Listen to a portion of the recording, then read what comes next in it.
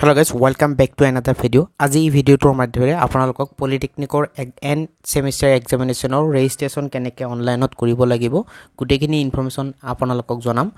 Basically বৰ্তমান আপোনালোকে জানে যে 4th সেমিষ্টাৰ এণ্ড 6th সেমিষ্টাৰৰ ৰিটেষ্ট এণ্ড ৰেগুলাৰ এক্সামিনেশ্যনৰ ফৰ্ম ফিল আপ চলি আছে। কেনেকৈ আপোনালোকে কৰিব এণ্ড টু এণ্ড আপোনালোকক ষ্টাৰ্টিঙৰ পৰা এণ্ড লৈকে আপোনালোকক জনাম। পেমেন্টৰ বহুতৰ প্ৰবলেম হৈছে, বহুতৰ পেমেন্ট পেন্ডিং হৈছে। সেই পেন্ডিং পেমেন্টটো কেনেকৈ সলভ কৰিব সেই কথাটো আপোনালোকক এই ভিডিওটোৰ মাধ্যমেৰে আপোনালোকক জনাম। বহুতৰে পেমেন্ট কৰাৰ পিছত পেন্ডিং হৈ আছে, বহুতেই আসলতে এতিয়া টেনচনত আছে, বহুতেই মেছেজ কৰি আছে। আজি এই ভিডিওটোৰ মাধ্যমেৰে গুটেইখিনি ডিটেইল জনাম। প্ৰথমতে আপোনালোকক জনাইছো যে কেনেকৈ এপ্লাই কৰিব লাগিব। প্ৰথমতে গুগলত আপোনালোকে SCTE বুলি সাৰ্চ কৰিব, ঠিক আছে।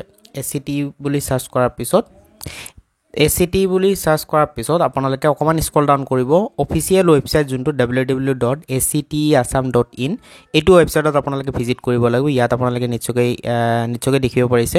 ওকে, এইটো ৱেবসাইটত যেতিয়া ভিজিট কৰিব, ঠিক আছে, SCTE ৱেবসাইট ইয়াত ভিজিট কৰাৰ পিছত হোম পেজটো ডাইৰেক্টলি এনেকুৱা পাব। যেহেতু মই 1 জুনত লগইন কৰিছো হেতু কাৰণে এনেকুৱা অপচন আহিছে। আৰু আপোনালোকে ভালদৰে এইটো চাই ল'ব, ঠিক আছে। আপোনালোকে কোনটো বেটছৰ ষ্টুডেন্ট হয়, যদি 18 19 20 2021 2022 ৰ ভিতৰৰ ষ্টুডেন্ট হয় তেনহলে ইয়াত ক্লিক কৰিব। আৰু যিসকলে 2019 20 ফৰ ATI অনলি, ওকে, যিসকল অনলি ফৰ ATI তেওঁলোকে ইয়াত ক্লিক কৰিব। বেসিক্যালি আমাৰ আসাম পলিটেকনিকৰ যিবোৰ ষ্টুডেন্ট আছে গভৰ্ণমেণ্ট পলিটেকনিক তেওঁলোকে ইয়াত ক্লিক কৰিব। যিসকলে ফ্ৰেছ ক্যান্ডিডেট বা যিসকল ৰিটেষ্ট এক্সাম দিব বিচাৰিছে তেওঁলোকে admitted in 2018 19 20 all institute, okay, যোনটো অল ইনষ্টিটিউট আছে তেওঁলোকে ইয়াত ক্লিক কৰিব।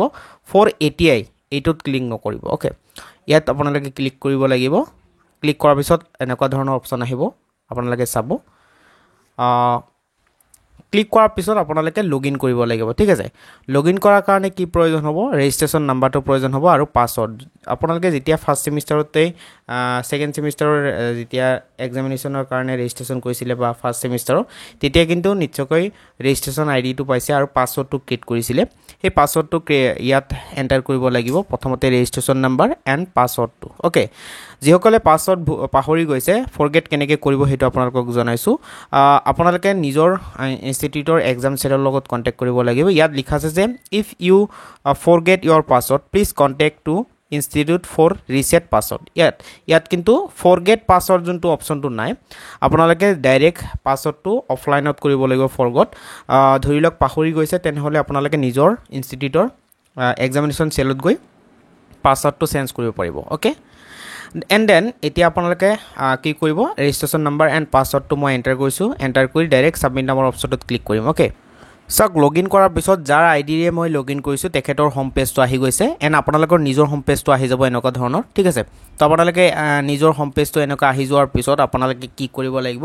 ইয়াত ভালদৰে উল্লেখ কৰা আছে যে এক্সামিনেশ্যন ৰেজিষ্ট্ৰেচন ৰেগুলাৰ এণ্ড ৰিটেষ্ট। যদি আপোনালোকৰ ৰিটেষ্ট এক্সামৰ কাৰণে ফৰ্ম ফিল আপ কৰিব বিচাৰিছে তেনেহ'লে ৰিটেষ্ট অপশ্যনটোত ক্লিক কৰিব। যদি আপোনালোকে ৰিটেষ্ট এক্সাম নহয়, আপুনি বোলে ৰেগুলাৰ, ঠিক আছে, আপোনাৰ বেক লগা নাছিলে বা আপুনি 2022ৰ ষ্টুডেণ্ট হয়, 22ত এডমিশ্যন লৈছিলে, ওকে, 2022ত এডমিশ্যন ল'লে তেনেহ'লে ৰেগুলাৰ হ'ব। তেনেহ'লে আপোনালোকে কি কৰিব লাগিব? ৰেগুলাৰ নামৰ অপশ্যনটোত ক্লিক কৰিব, মানে এক্সামিনেশ্যন ৰেজিষ্ট্ৰেচন ৰেগুলাৰ ইয়াত ক্লিক কৰিব।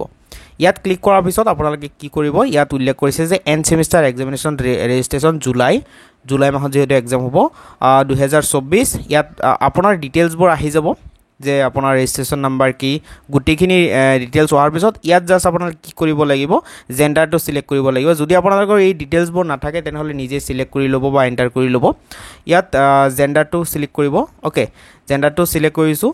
চিলেক্ট কৰাৰ পিছত ইয়াত অকণমান জাষ্ট ৱেইট কৰি আপোনাৰ ছাবজেক্টবোৰ ইয়াত চেক কৰি ল'ব, কি কি ছাবজেক্ট। যিহেতু মই চিভিল ইঞ্জিনিয়াৰিং ব্ৰাঞ্চৰ এজন ষ্টুডেণ্টৰ প্ৰফাইলটো মই লগইন কৰিছোঁ, সেইটো কাৰণে ইয়াত চিভিল ইঞ্জিনিয়াৰিঙৰ 4th ছেমিষ্টাৰৰ ছাবজেক্টবোৰ ইয়াত আহিছে। গোটেইখিনি চেক কৰাৰ পিছত আপোনালোকে কি কৰিব? কনফাৰ্ম এণ্ড ছাবমিটত ক্লিক কৰিব লাগিব। তাৰ আগতে নেম লিখিব লাগিব এণ্ড প্লেচ, ওকে। আপোনাৰ নেমটো লিখিব লাগিব আৰু প্লেচ বুলিবলৈ আপোনালোকে যিকোনো জেগাৰ নাম দিব পাৰে। আপোনাৰ যোনটো জেগাত আছে, ধৰি লওক আপোনাৰ নিজৰ ডিষ্ট্ৰিক্টৰ নাম দিব পাৰে বা আপুনি যদি পলিটেকনিকত আছে সেই পলিটেকনিকৰ নিয়াৰেষ্ট এড্ৰেছ বা চিটি টাউনৰ নাম দি দিব পাৰে, ওকে। দেন আপোনালোকে কনফাৰ্ম নামৰ অপশ্যনটোত ক্লিক কৰিব, ওকে। চাওক আপোনালোকে ছাবমিট মৰাৰ পিছত আৰু এটা আহিব আৰ ইউ চিয়'ৰ সেইটো অপশ্যনটো আপোনালোকক দেখুৱাবলৈ পাহৰি গ'লোঁ আৰ ইউ চিয়'ৰ নামৰ অপশ্যনটোত যদি গোটেইখিনি ঠিকে থাকে তেনেহ'লে অ'কে ডাইৰেক্ট মাৰি দিব অ'কে অপশ্যনত ক্লিক কৰাৰ পিছত এনেকুৱা ধৰণৰ ডাইৰেক্ট পপ আপ আহি যাব যে আপোনাক ডাইৰেক্ট পে'মেণ্ট কৰিব দিব ঠিক আছে 500 টকা পে'মেণ্ট হয় ৰেজিষ্ট্ৰেশ্যনৰ কাৰণে আপোনালোকে নিশ্চয়কৈ জানে এক্সামিনেশ্যনৰ ইয়াত লিখা আছে you have successfully registered okay for end semester examination July 2024 please pay' the following total amount by clicking the pay' online button ঠিক আছে এই বছৰ অকণমান ভাল কাম কৰিছে যে ৱেবছাইটত আপডেট আনিছে ইমান ফৰ্ম ফিল আপ কৰি থাকিব নালাগে যোৱা বছৰত বহুতখিনি লিখিবলগীয়া আছিলে এণ্টাৰ কৰিবলগীয়া আছিলে এইবাৰ কি কৰিছে অট'মেটিক নিজৰ ডিটেইলছবোৰ আহি পৰিছে দেন ছাবমিট কৰিবলগীয়া আছে আৰু ডাইৰেক্ট এতিয়া পে'মেণ্ট অপশ্যনতো আহি গৈছে অ'কে তো আপোনালোকে পে'মেণ্ট কৰিব লাগিব পে'মেণ্টত কি কৰিব লাগিব পে'মেণ্ট পেণ্ডিং মানে যিহেতু জাষ্ট ৰেজিষ্ট্ৰেশ্যন কৰা হ'ল ৰেজিষ্ট্ৰেশ্যন কৰাৰ পিছত এতিয়া পে'মেণ্টটো কৰিব লাগিব সেইকাৰণে পে'মেণ্ট পেণ্ডিং হৈ আছে আৰু বহুতৰে পে'মেণ্ট কৰাৰ পিছত পে'মেণ্ট পেণ্ডিং হৈছে সেইটো অকণমান পিছত কৈ আছোঁ আপোনালোকক জনাই আছোঁ প্ৰথমতে মই পে'মেণ্টটো কৰিম তাৰপিছত আপোনালোকক জনাই আছোঁ অ'কে তো পে'মেণ্টৰ কৰাৰ কাৰণে অনলাইন যোনটো অপশ্যন সেই অনলাইন অপশ্যনত ক্লিক কৰিব লাগিব এণ্ড 500 টকা পে'মেণ্ট কৰিব লাগিব অনলাইন অনলাইন অপশ্যনটোত ক্লিক কৰিছোঁ ক্লিক কৰাৰ পিছত অকণমান পিছত আপোনালোকে চাব পাৰিব নেক্সট এটা পেজত লৈ আহিছে অট'মেটিক 500 ইয়াত বহুতকেইটা অপশ্যন আছে নেট বেংকিঙৰ সহায়ত যদি আপোনালোকে পে'মেণ্ট কৰিব পাৰে তেনেহ'লে প্ৰথম অপশ্যনত ক্লিক কৰিব ক্ৰেডিট কাৰ্ড বা ডেবিট কাৰ্ড অপশ্যনত ক্লিক কৰিলে কৰিব পাৰে বাকী আপোনালোকে কিউ আৰ ক'ডত যদি আপোনালোকে পে'মেণ্ট কৰিব বিচাৰে ধৰি লওক UPI হ'ব পাৰে ঠিক আছে কিউ আৰ ক'ডত তেনেহ'লে আপোনালোকে গুগল পে' ডাইৰেক্ট স্কেন কৰিব পাৰিব ৱালেটত কৰিব পাৰে সেইটো বেলেগ কথা UPIত কৰিব পাৰে বেচিকেলি আপোনালোকে UPIত কৰিব কাৰণ বাকীবোৰত ক্ৰেডিট আৰু ডেবিট কাৰ্ডত নকৰিবই আৰু নেট বেংকিঙত কাৰণ ইয়াত চাৰ্জ লয় ঠিক আছে যদি আপোনালোকে চাৰ্জ দিব নিবিচাৰে 00 চাৰ্জত যদি কৰিব বিচাৰিছে তেনেহ'লে UPIত কৰিব পাৰে কিউ আৰ ক'ডত অপশ্যন আছে তাতো কৰিব পাৰে ঠিক আছে তো এনেকৈ আপোনালোকে কি কৰিব লাগিব পে'মেণ্টটো কৰিব লাগিব পে'মেণ্টটো কৰি দেখুৱাইছোঁ আপোনালোকক জাষ্ট ৱেইট কৰিব চ' আপোনালোকে বেচিকেলি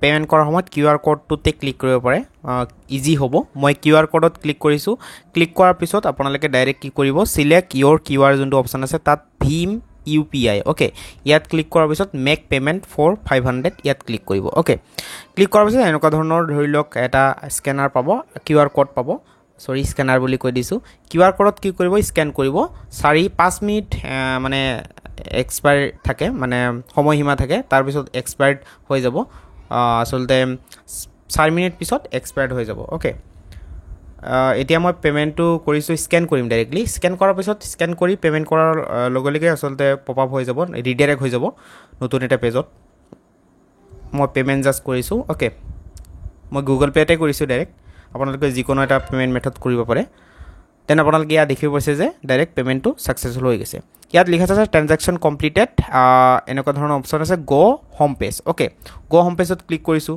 গ' হোম পেজত ক্লিক কৰাৰ পিছত কি আহে আপোনালোকক দেখুৱাম এইটো আকৌ লগ ইন কৰিব দিছে অ'কে আপোনালোকৰ এনেকুৱা নাহিব পাৰে কিছু টেকনিকেল ইছ্যুৰ কাৰণে এনেকুৱা আহিছে চাগে ট্ৰানজেকশ্যন কিন্তু কমপ্লিট হৈ গৈছে সেইটো দেখিব পাৰিছে দেন ইয়াত মই ৰেজিষ্ট্ৰেশ্যন নাম্বাৰটো ক্লিক কৰি আকৌ লগ ইন কৰিম অ'কে চাওক ইয়াত কিন্তু লগ ইন কৰাৰ পিছত এনেকুৱা অপশ্যন আহিছে যে এক্সামিনেশ্যন ৰেজিষ্ট্ৰেশ্যন ৰেগুলাৰৰ অপশ্যনত লিখা আছে যে ৰেগুলাৰ এক্সামিনেশ্যন পে'মেণ্ট ডান ছাকচেছফুলি তো বহুতৰে পেণ্ডিং আহিব পাৰে তো পেণ্ডিং আহিলে কি কৰিব লাগিব আপোনালোকে এদিন বা দুদিন ধৰি লওক ৱেইট কৰক কাৰণ পে'মেণ্টটো যিহেতু বেংকৰ পৰা ডাইৰেক্ট যোনটো আমাৰ ACT পে'মেণ্টৰ তেনেকুৱা ভেৰিফিকেশ্যনৰ থাকে কাম থাকে তো তেওঁলোকে যদি ভেৰিফিকেশ্যন কৰাত অকণমান সময় লাগে তেনেহ'লে পেণ্ডিং থাকিব পাৰে তো আপোনালোকে যদি পেণ্ডিং থাকে ধৰি লওক প্ৰুফ আছে আপোনালোকে পে'মেণ্ট কৰিছে ঠিক সময়ত বা ACT যোনটো বেংকৰ পে'মেণ্ট মেথড যোনটো আছিলে অ'কে ACT ৱেবছাইটৰ পে'মেণ্ট মেথডতে আপোনালোকে পে'মেণ্ট কৰিছে তেনেহ'লে আপোনালোকে সেইটো প্ৰুফটো যদি আছে নিজৰ কলেজৰ এক্সাম চেলৰ লগত কণ্টেক্ট কৰক আপোনালোকৰ প্ৰব্লেমটো ছল্ভ হ'ব আশা কৰিছোঁ ইয়াত প্ৰিণ্ট একনলেজমেণ্ট যোনটো অপশ্যন আছে তাত ক্লিক কৰিছোঁ ক্লিক কৰিলে চাগে একনলেজমেণ্টটো আহি যাব সঁচাকৈ একনলেজমেণ্টটো আহি গৈছে এমাউণ্ট পেইড ইমান আহিছে ক্লিক হেয়াৰ টু প্ৰিণ্ট অপশ্যনত ক্লিক কৰিলে আপোনালোকে ডাউনলোড কৰিব পাৰিব ঠিক আছে চ' ডাউনলোড কৰাৰ পিছত আপোনালোকে সেইটো ৰাখি থৈ দিব কেতিয়াবা প্ৰয়োজন হ'ব পাৰে যদি ধৰি লওক কেতিয়াবা পে'মেণ্ট ফেইল মাৰিছে বা পে'মেণ্ট পেণ্ডিং বা আপোনালোকৰ যেতিয়া এক্সামিনেশ্যন হ'ব এক্সামিনেশ্যনত ধৰি লওক কেতিয়াবা প্ৰব্লেম হৈ যাব পাৰে তেতিয়া আপোনালোকে ৰেজিষ্ট্ৰেশ্যন কৰিছে বুলি প্ৰুফ থাকিব ঠিক আছে তো যিসকলৰ এনেকুৱা প্ৰব্লেম হৈছে যে পেণ্ডিং তেনেহ'লে আপোনালোকে নিজৰ কলেজত কণ্টেক্ট কৰক বা পে'মেণ্ট যদি ফেইল হৈছে সঁচাকৈ পে'মেণ্ট যদি আপোনালোকৰ বেংকৰ একাউণ্টৰ পৰা কাটি লোৱা নাই তেনেহ'লে আপোনালোকে আকৌ ৰিপে'মেণ্ট কৰক ঠিক আছে আৰু যদি এনেকুৱা পেণ্ডিং অপশ্যনটো আহিছে আপোনালোকে টেনশ্যন ল'ব নালাগে দুদিনমান ৱেইট কৰক ছানডে একচেপ্ট ছানডে বা হলিডে আপোনালোকে দুদিনমান ৱেইট কৰক যদি পেণ্ডিংটো আঁতৰি যোৱা নাই তেনেহ'লে আপোনালোকে নিশ্চয়কৈ নিজৰ কলেজত যাওক এতিয়া কথা হৈছে লাষ্ট ডেট কেতিয়া 6 তাৰিখে 6 জুনত লাষ্ট ডেট যিসকল ৰিটেষ্ট বা ৰেগুলাৰ এক্সাম দিব বিচাৰিছে 4th চেম আৰু 6th চেম তেওঁলোকে এপ্লাই কৰিব পাৰে ৰেজিষ্ট্ৰেশ্যনত এনেকৈ ৰেজিষ্ট্ৰেশ্যন কৰি ল'ব পাৰে এনেকুৱা আৰু 6 তাৰিখে লাষ্ট ডেট ঠিক আছে তো আজি ভিডিঅ'ৰ মাধ্যমেৰে আপোনালোকক জনাবলৈ চেষ্টা কৰিছোঁ বিতং তথ্য কেনেকৈ আচলতে ৰেজিষ্ট্ৰেশ্যন কৰিব লাগে আশা কৰিছোঁ বুজি পাইছে যদি কোনো কনফিউজন থাকে তেনেহ'লে কমেণ্ট ছেকশ্যনত আপোনালোকে কমেণ্ট কৰক সকলো ধৰণৰ কুৱেশ্যন কৰিব পাৰে ৰিলেটেড যদি কোনো কনফিউজন থাকে আৰু চেনেলটো যদি এতিয়া ছাবস্ক্ৰাইব কৰা নাই আপোনালোকে চেনেলটো ছাবস্ক্ৰাইব কৰক কাৰণ এই চেনেলটোৰ জৰিয়তে পলিটেকনিক ৰিলেটেড সকলো ধৰণৰ ইনফৰমেশ্যন আপোনালোকে যদি এতিয়া 4th চেমত পঢ়ি আছে পলিটেকনিকৰ জব ৰিলেটেড ইনফৰমেশ্যন এই চেনেলটোত দিয়া হয় গতিকে আপোনালোকে চেনেলটো ছাবস্ক্ৰাইব কৰক যিসকলে ছাবস্ক্ৰাইব কৰা নাই অ'কে আৰু নতুনকৈ 2024 বৰ্ষৰ বৰ্তমান এডমিশ্যনৰ কাৰণে ৰেজিষ্ট্ৰেশ্যন চলি আছে যিসকলে এতিয়াও পঢ়িম বুলি ভাবিছে পলিটেকনিক তেওঁলোকক ইনফৰমেশ্যনটো দি দিব আৰু চেনেলটো